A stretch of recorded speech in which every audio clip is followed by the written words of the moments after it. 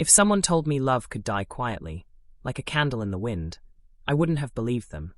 Until the night Alina Wilson blew mine out. We'd been together for 3 years. 3 long, complicated years where I carried her moods like fragile glass and called it devotion. She wasn't cruel at first. Back then, Alina had this way of making me feel seen. She'd smile at my sketches, trace the lines of my drawings with her manicured nails, and say, "You'll be big someday, Ryan." But someday was never fast enough for her. That evening, I waited at Lenoir, a restaurant that smelled of money and imported roses.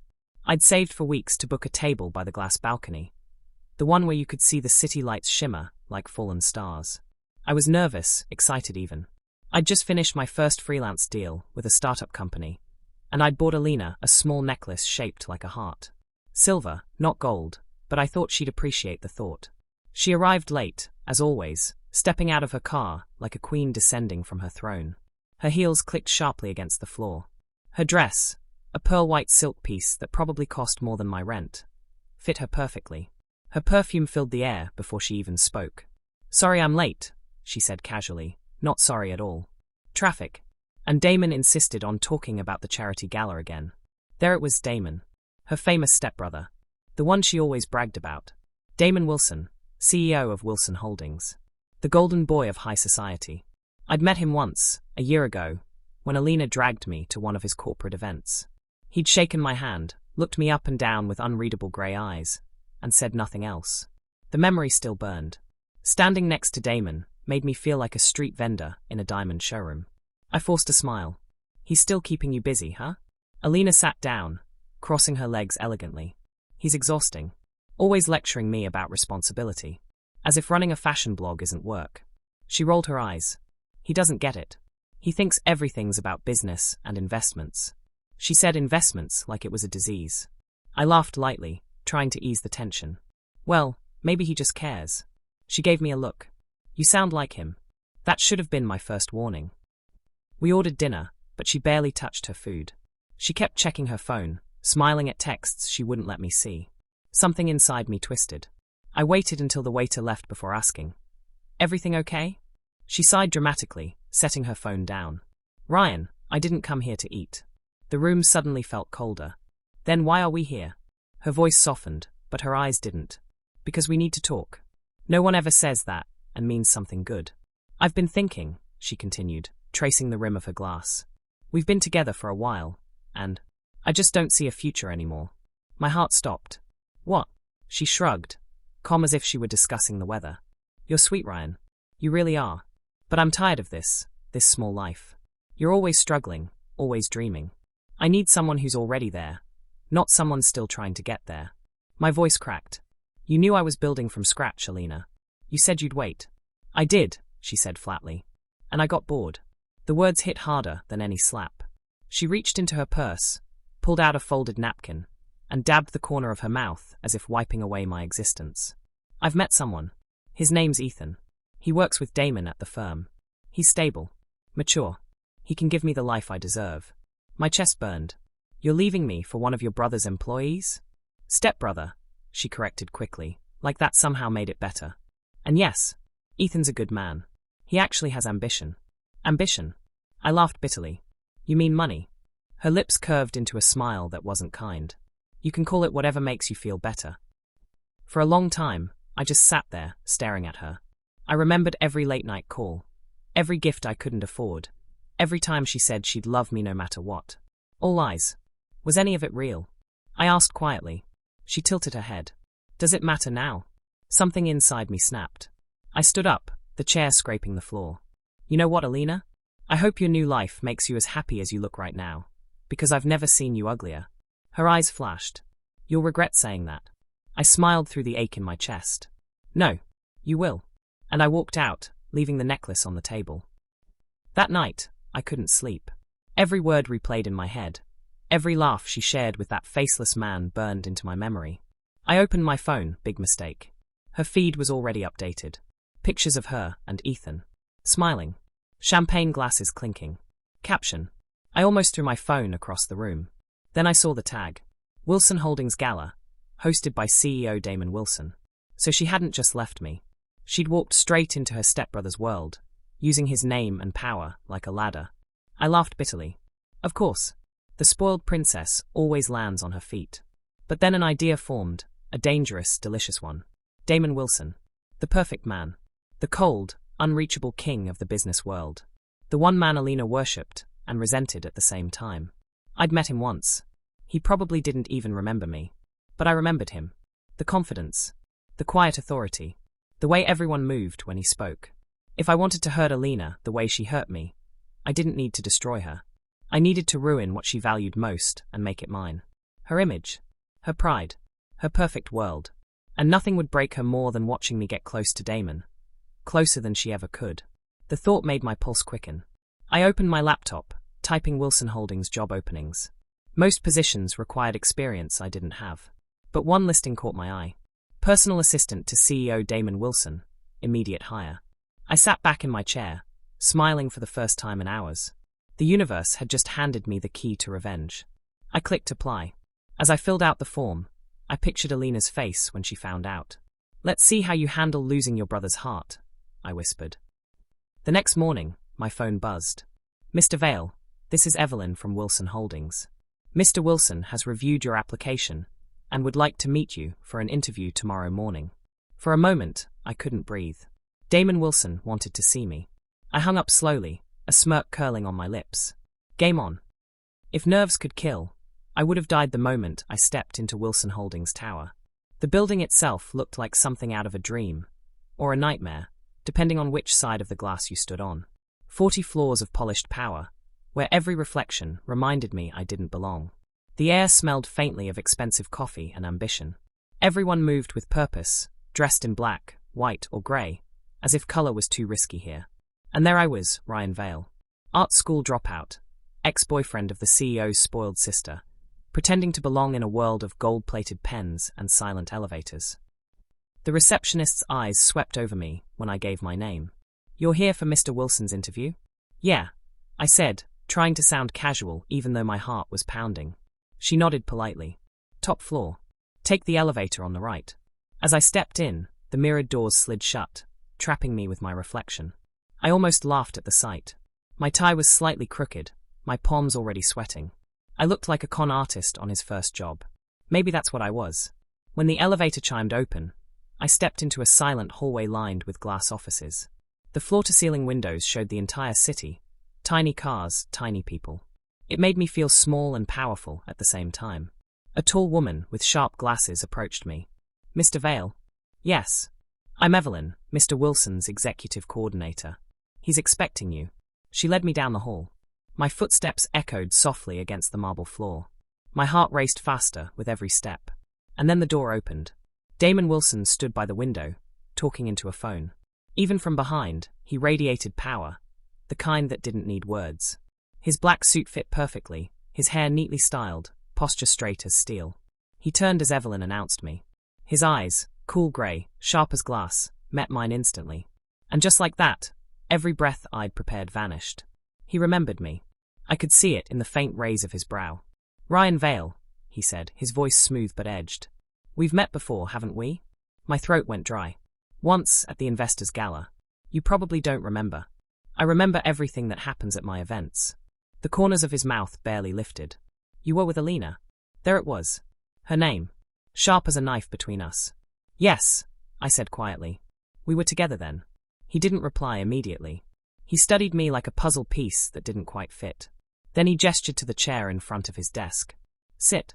I obeyed, trying not to fidget. Tell me, he said, sliding a file open. Why do you want this job? I'd practiced the answer all night. I'm looking for a challenge. I'm organized, creative, and adaptable. I think I can contribute something fresh to your team. He didn't blink. You're a freelance designer, correct? Yes. Yet you're applying to be my assistant. I smiled faintly. Art doesn't pay the bills, Mr. Wilson. He leaned back in his chair, fingers steepled. No, but working for me won't be easy either. I don't tolerate mistakes. I don't repeat instructions. And I don't deal well with distractions. Understood. His eyes flickered slightly, like he was testing me. You're aware this position requires long hours, constant travel, and absolute discretion? Yes, sir. Something in my tone must have amused him, because his mouth twitched almost imperceptibly. You sound eager. I am. He closed the file slowly. Fine. You're hired. My heart skipped. Just like that. He stood. I believe in trusting instincts. And mine say you'll either be exceptional or a disaster. I'm curious to see which. I smiled, forcing my voice steady. I won't disappoint you. He met my gaze, unflinching. Everyone says that. By noon, Evelyn handed me a sleek ID badge with Wilson Holdings executive floor, access granted printed under my name. I'd done it. Alina's perfect world, her brother's empire, had just opened its gates for me. I should have felt triumphant. Instead, I felt something else, nervous exhilaration. Maybe because Damon wasn't what I expected. I'd imagined a cold, arrogant businessman. But there was something quiet about him. Controlled, yes, but not cruel. He moved with precision, spoke with care, like everything he did mattered. And the way he looked at me, direct, unreadable, it made me feel seen. That wasn't part of the plan. The first week was brutal. Damon was a perfectionist. Every report had to be flawless. Every meeting scheduled down to the minute. I learned fast or risked being crushed under his expectations. He never raised his voice, but when he looked disappointed, it felt worse than being yelled at. Still, there were moments, small, unguarded ones, that broke through his ice. Once, I stayed late organizing contracts. He came out of his office, jacket off, sleeves rolled up, hair slightly tousled. He looked less like a CEO, and more like a man just trying to hold everything together. Still here? He asked. Couldn't sleep, I said, forcing a smile. Might as well be useful. He studied me for a long second. You're persistent. I like that. Then, quieter, almost to himself. It's rare. Our eyes met. Something flickered, brief but real. And I hated how it made my stomach twist. This wasn't supposed to happen. I wasn't supposed to like him. A few days later, Alina showed up.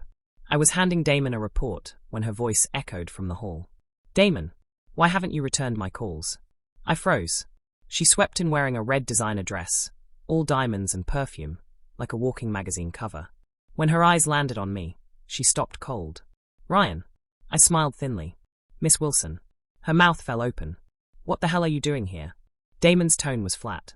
He works for me now. You hired him. She turned on him, furious. You know he's my ex, right? He's using you to get back at me. My blood ran cold. Damon's expression didn't change. If that were true, I'd know.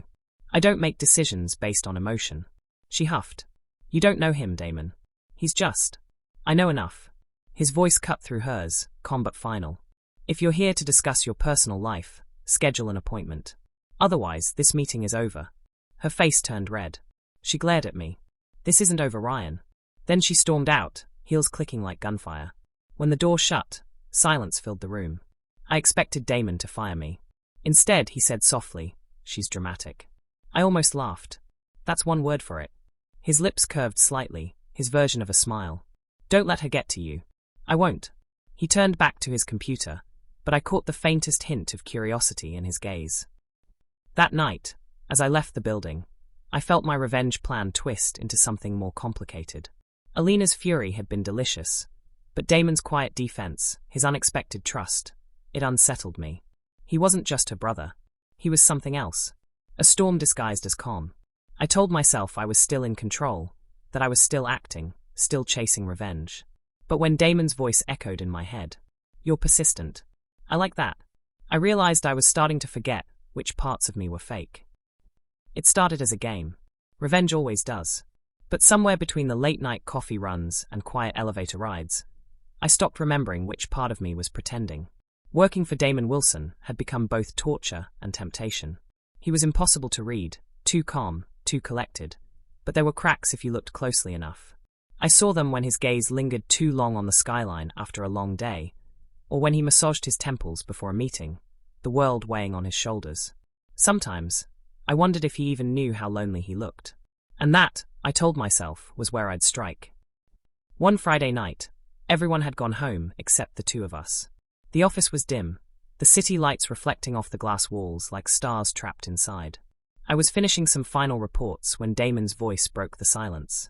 You don't have to stay this late, Ryan. I looked up from my desk, surprised. I know, but the numbers weren't adding up on the Q4 sheet. He smiled faintly. You're more dedicated than most of my managers. I like doing things right, I said. He stepped closer, sleeves rolled up, his tie loosened. It was rare to see him out of his perfect CEO form. Something about it made my pulse quicken. Perfection can be dangerous, he murmured, stopping beside my desk. You spend too long chasing it, and it eats you alive. Then why do you chase it? His eyes met mine, grey and unreadable. Because I don't know how to stop. The way he said it, quiet and raw, felt like a confession. I swallowed hard, realizing I was staring too long. Maybe you just need someone to remind you that life isn't all deadlines and reports. He smirked slightly. You volunteering? I forced a laugh. Maybe. He didn't answer, but the look in his eyes said enough. Over the next few weeks, the air between us changed. Subtle at first, a brush of his hand when passing papers, the way his gaze lingered a second too long during meetings. He started trusting me with more than just work. Personal calls, private meetings, even his coffee order, which, by the way, was black with exactly 1 spoon of sugar. Any more, and he'd notice. I told myself I was just earning his trust, softening him up, so I could ruin Alina's image in his eyes later. But it didn't feel like that anymore. Sometimes, when he laughed, that low, quiet sound that felt like it was meant only for me, I forgot why I'd come here at all.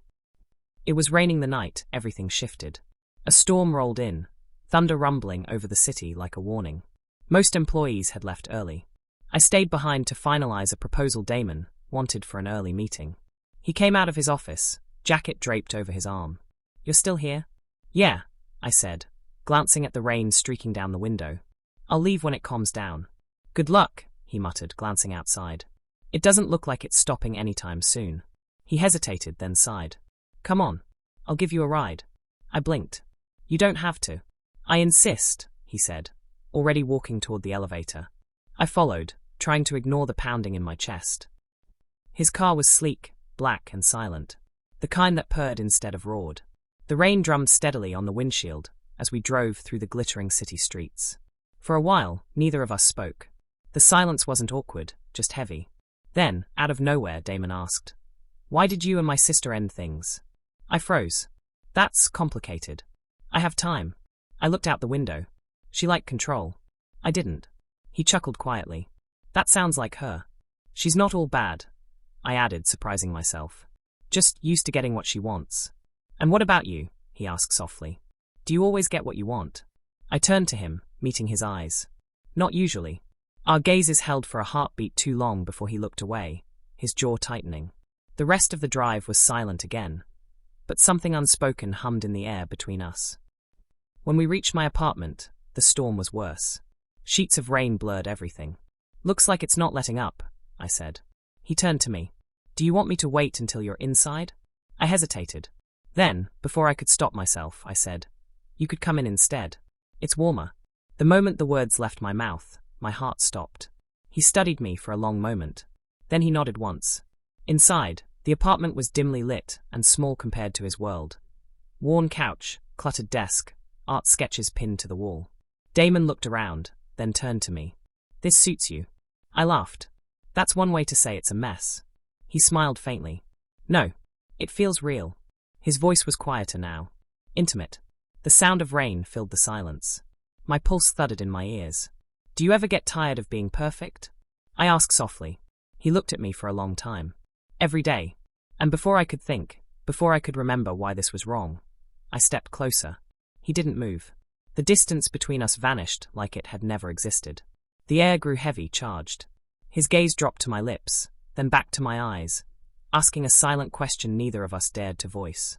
When his hand brushed my jaw, the world tilted. But instead of kissing me, he whispered, You're dangerous, Ryan. I swallowed hard. You don't seem scared. Maybe I should be. His hand lingered for just a second longer before he stepped back. The space between us felt colder instantly. He cleared his throat. I should go. Yeah, I whispered. He hesitated by the door, rain roaring behind him. Get some rest.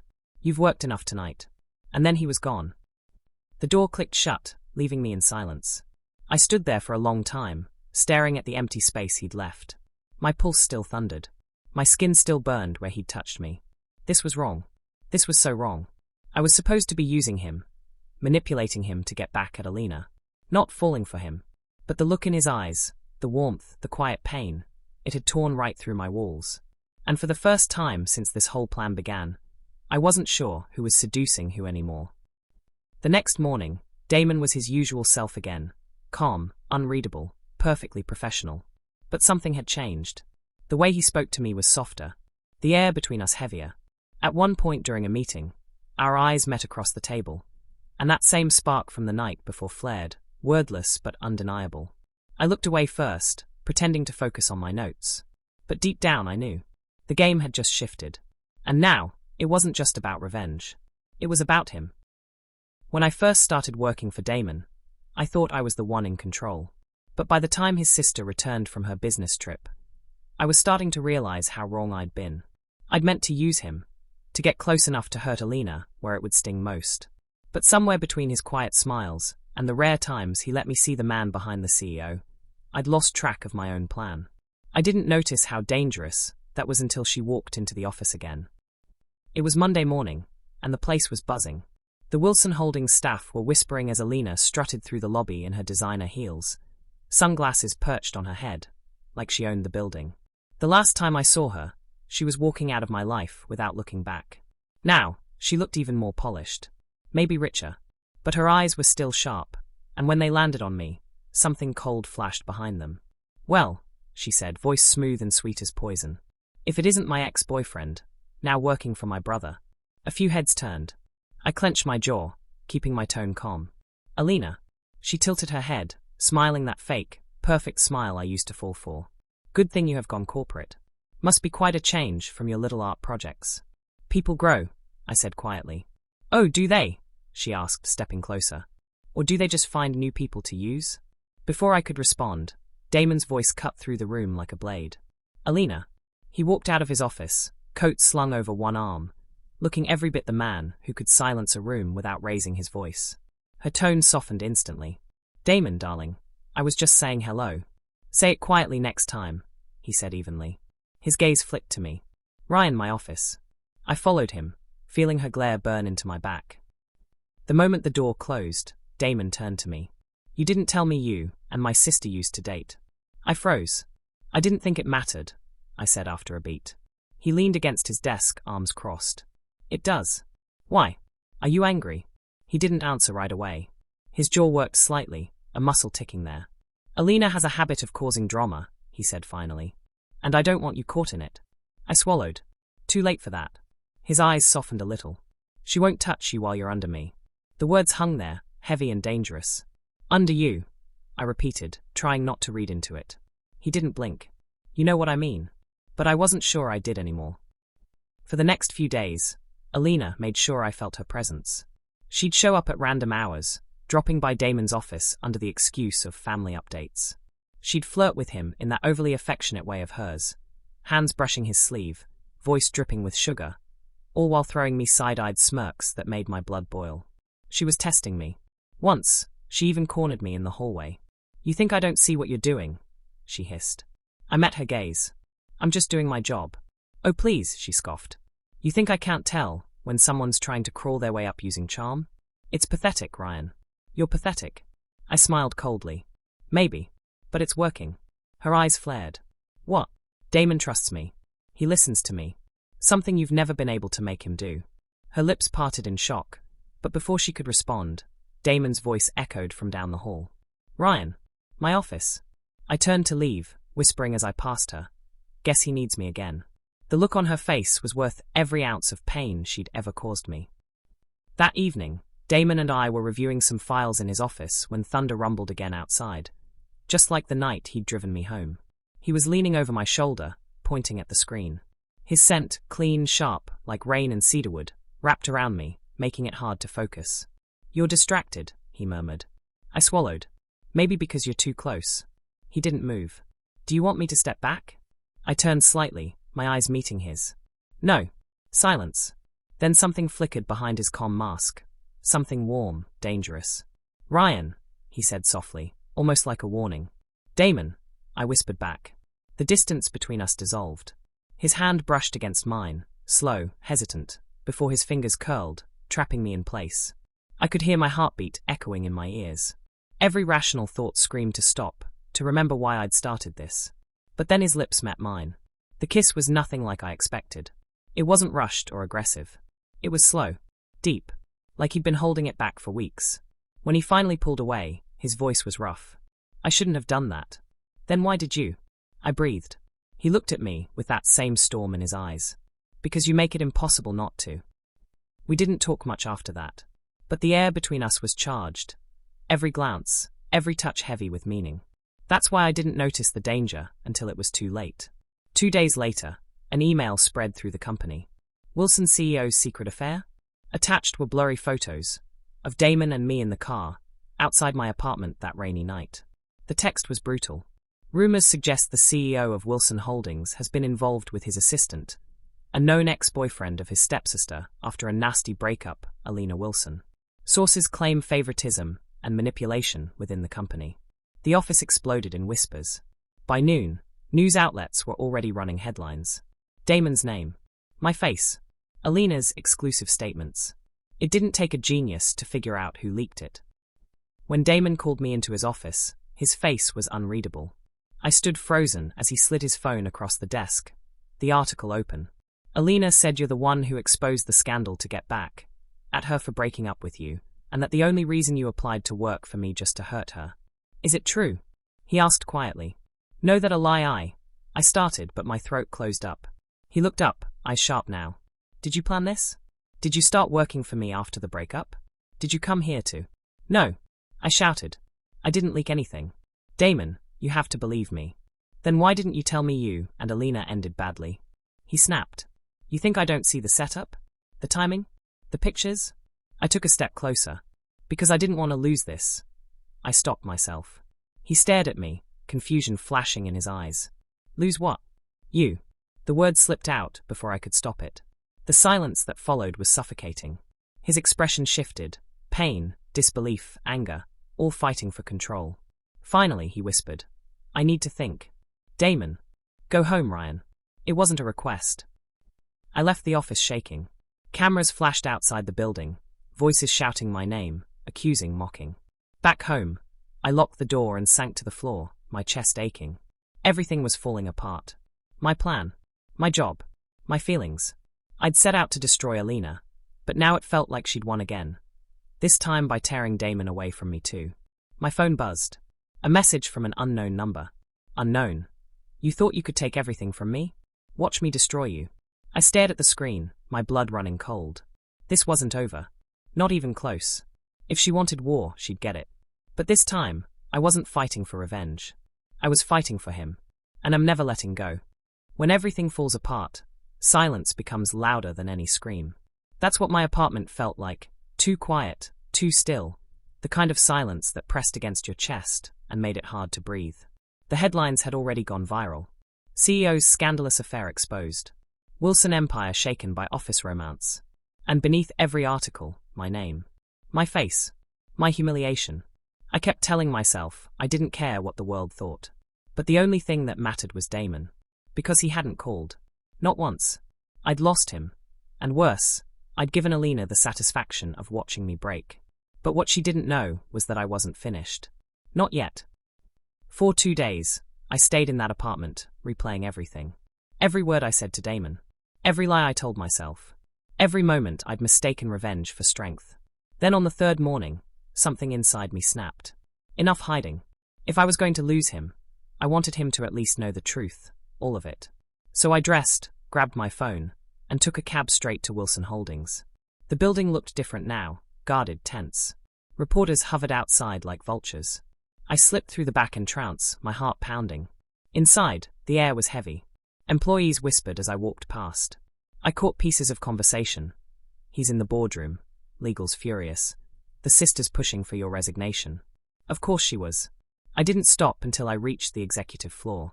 The door to Damon's office was closed, but his assistant glanced up in surprise when she saw me. Mr. Vale, he's in a meeting. I know, I said quietly.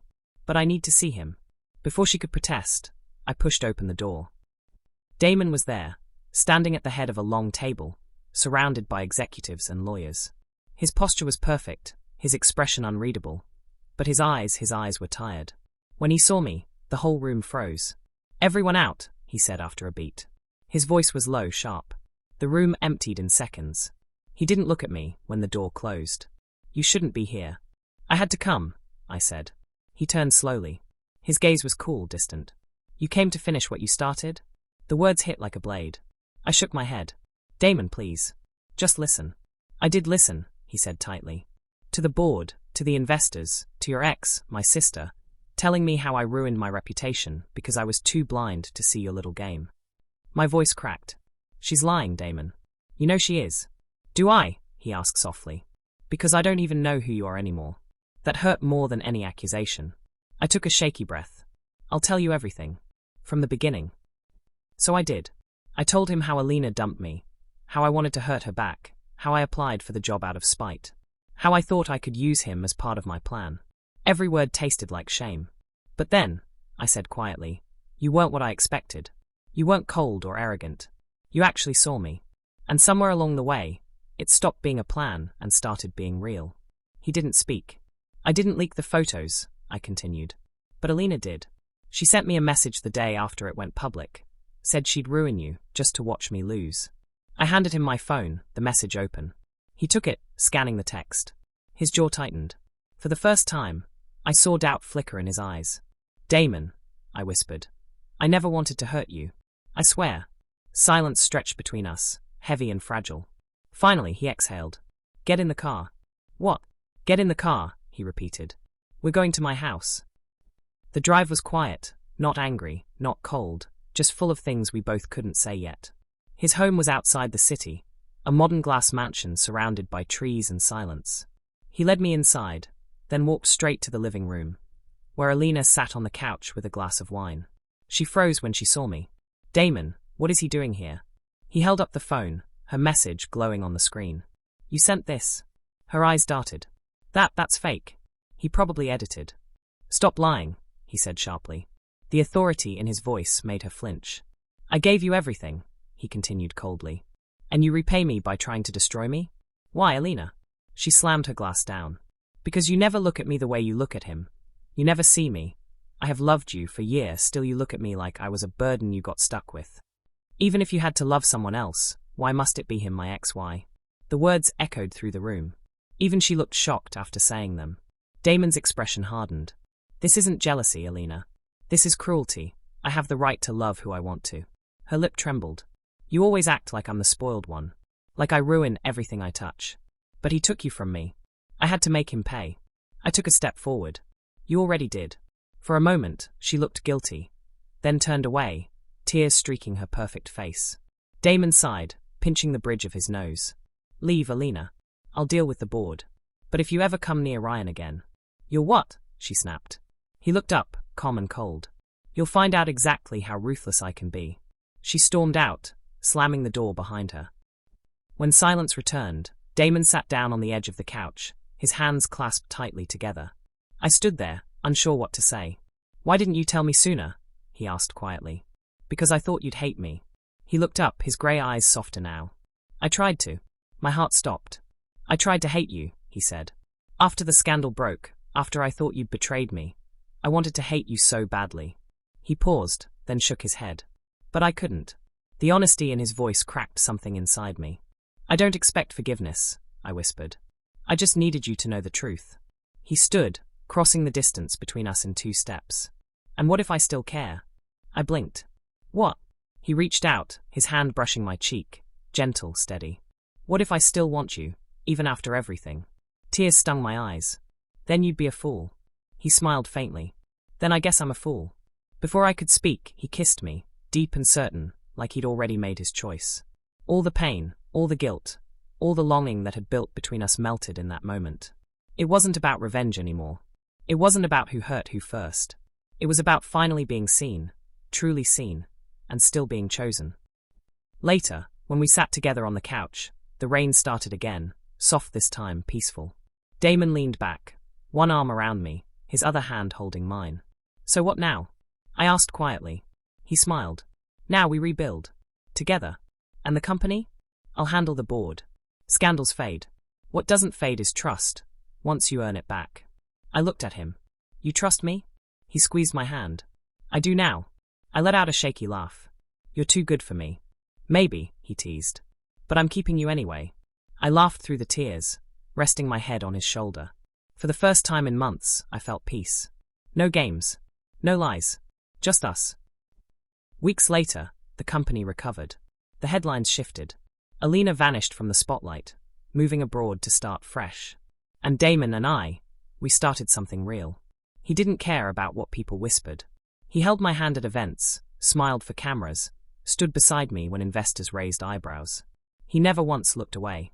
Sometimes I'd catch him watching me, that same quiet intensity in his eyes, and I'd remember how all this began with heartbreak and lies. But now, it had turned into something I never thought I'd have again. Love. Not the kind built on appearances or status, but the kind that survives the storm. As I stood with him on the balcony one night, city lights glowing beneath us, he murmured, "Still think pretending to be gay was a good revenge plan?" I laughed softly. "It led me to you, didn't it?" He smirked. "Then maybe fate had a hand in it." "Maybe," I said, leaning into him. He wrapped his arms around me, his voice warm against my ear. "No more pretending. Never again." And for the first time in a long time, I meant it. Because this, us, was real. And it was worth everything it took to find. It'd been 1 year later. They say time heals all wounds, but I think that's only half true. Time doesn't heal everything, love does. And Damon? He became my quiet kind of healing. It's a Sunday morning in late spring. Sunlight spills through the open balcony doors, brushing across our tangled sheets. The scent of coffee drifts in from the kitchen, along with the faint sound of music, slow jazz, lazy and soft. I lie there for a while, watching the breeze lift the curtains and listening to Damon humming under his breath as he moves around the kitchen. It's the same sound that's woken me every morning for the past 6 months, and somehow, I still can't get used to how peaceful it feels. This used to be the man the media called the cold CEO. Now he's standing barefoot in my favorite hoodie, humming off-key while he burns toast. Life is funny like that. "Are you going to keep pretending you're asleep?" His voice drifts in, smooth and teasing. I smile into the pillow. "Depends. Did you make breakfast for 2, or just yourself?" He chuckles. "You mean the charred remains of what used to be bread?" "Definitely for 2. I groan but get up, dragging one of his shirts over my shoulders before stepping out onto the balcony. The morning light hits him just right, his hair messy, his sleeves rolled up, a streak of sunlight kissing the side of his jaw. And in that moment, I think, I could live in this view forever. He looks up and sees me staring. "You're doing it again," he says, pretending to frown. "Doing what?" Looking at me like I hung the stars. I grin. "You didn't." He smirks, coming closer. "Maybe just 1 or 2. We sit together on the balcony floor with mismatched mugs of coffee, legs tangled, city sounds humming faintly below. For a long time, neither of us speaks, and we don't need to. The silence between us isn't empty anymore. It's full of everything we've survived. When I glance at him, I notice the faint scar near his temple. A reminder from the day everything came crashing down, when the press wouldn't leave him alone. He'd protected me even then, shielding me from every flash, every rumor. I reach out and trace the mark gently. "You still think it was worth it?" He looks at me, eyes soft. "Every second. You lost investors, half the board. And gained something better," he interrupts, leaning closer. "You." I roll my eyes. That's a very CEO way to flirt. He laughs, low and genuine. "It's the truth." Then quieter. "You made me human again, Ryan." We spent the first few months rebuilding quietly. Damon stepped down temporarily, not out of defeat, but to breathe. We traveled. Paris, Seoul, Santorini. No reporters, no headlines, just 2 people learning how to be free again. And somewhere between the night markets and seaside sunsets, he proposed. Not with a ring, not with grand words. Just one evening on a rooftop in Greece, where he whispered, "Don't go back to your old apartment. Stay with me. Stay for good." It wasn't dramatic. It wasn't planned. But it was us. And I said yes before he even finished asking. Now, our lives are quieter. I still work in design. Only now I run a small studio Damon helped me start. Not as a favor, but as a partnership. He's back at Wilson Holdings, but he does things differently now. Less boardroom, more life. He still drives me crazy, leaving files on the kitchen counter, working late, overanalyzing everything. But he's also the man who remembers my coffee order, kisses my forehead every morning, and texts me home soon, no matter how late the night runs. Sometimes, when I watch him from across a crowded event, it still hits me how impossible this all seemed once. That the man I once planned to use for revenge is now the love of my life. That night, as we lie in bed, Rain starts falling softly against the window. He's reading beside me, glasses slipping slightly down his nose. I nudge him. You're squinting again. He hums. Because someone broke my last pair of glasses. I didn't break them.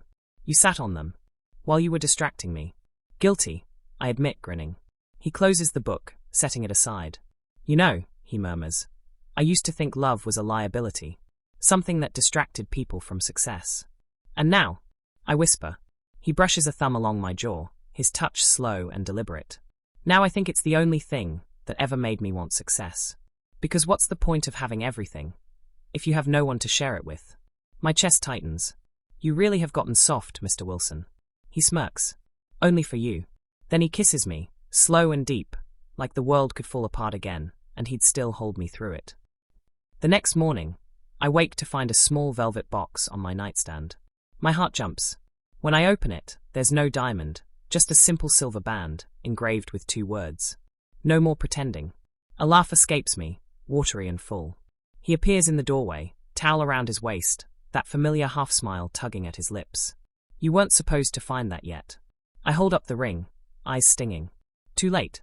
Guess I'll have to do this properly then, he says, coming closer. He takes the box from my hand, drops to one knee beside the bed, and looks up at me like I'm the only thing that matters. Ryan Vale, he says softly, you turned my chaos into peace, my walls into something worth breaking. So I'm asking, will you make this permanent? I laugh through tears. You already know the answer. Say it anyway. Yes. His smile, that rare, genuine smile, lights up the entire room. He slips the ring onto my finger, and for once, I don't feel like I'm pretending to belong. Because I do. Right here. With him. As we lie back together, morning light spilling over us, I whisper. Do you ever think about how it all started? He hums. Every day. And you're not angry? He shakes his head. If I hadn't met you that way, I might never have learned how to love the right way. I smile, resting against his chest. Then maybe it wasn't such a mistake after all. He kisses my hair. No, he murmurs. It was fate, wearing the wrong disguise. Later, as we stand on the balcony again, sunlight painting the sky gold, I look at him and realize something. We've been through fire and lies, heartbreak and healing. We've both been broken, rebuilt, and reborn. And through it all, we found our way back to each other. Maybe forever isn't perfect. Maybe it's just 2 imperfect people choosing each other again and again, even when it's hard. But when Damon looks at me, eyes warm, smile soft, I know one thing for certain. Forever wasn't a lie. Not this time.